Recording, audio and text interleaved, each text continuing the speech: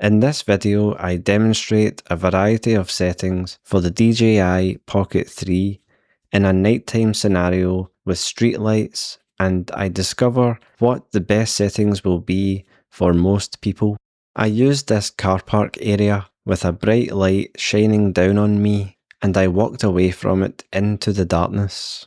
I used 25 frames per second as this lets in the most light, 4K resolution, white balance at 5000K, and I put the image adjustment settings on their lowest setting to avoid any artificial adjustments.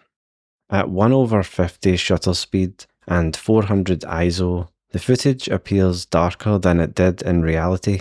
By using 1/50 shutter speed, we get some slight motion blur, which is good because it's what we would normally see with our eyes. But with 400 ISO, the footage is too dark.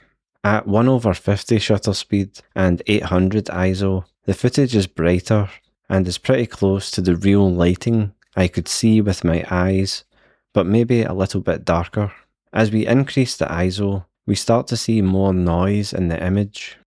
At 1/50 shutter speed and 1600 ISO, the footage is again brighter and probably the closest to the real lighting I could see in person. With 1600 ISO, we get more noise again, but I think the footage still looks good despite this and produces a natural, realistic image. I then change the shutter speed to 1/100. This makes the image sharper so that there is no motion blur. It looks very sharp and clear, but it's not what we would see with our eyes in person.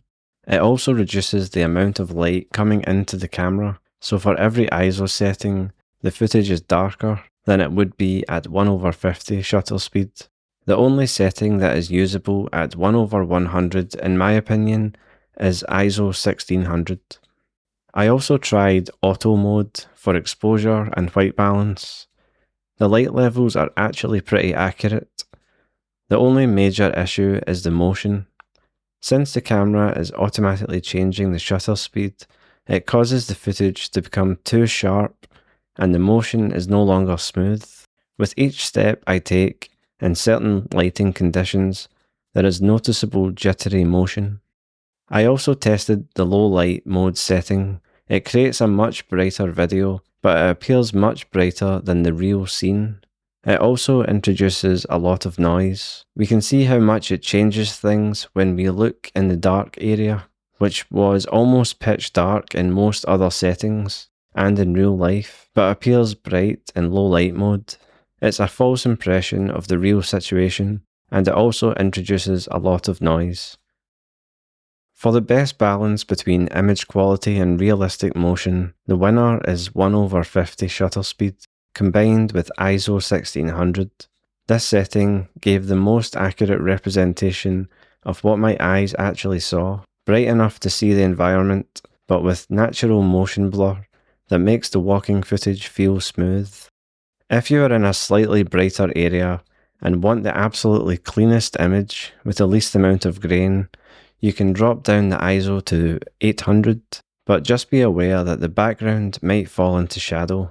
While auto mode is great for exposure, the jittery motion from the high shutter speed can be distracting, and low light mode, while impressive, feels a bit too artificial for my taste, turning night into day and introducing too much digital noise.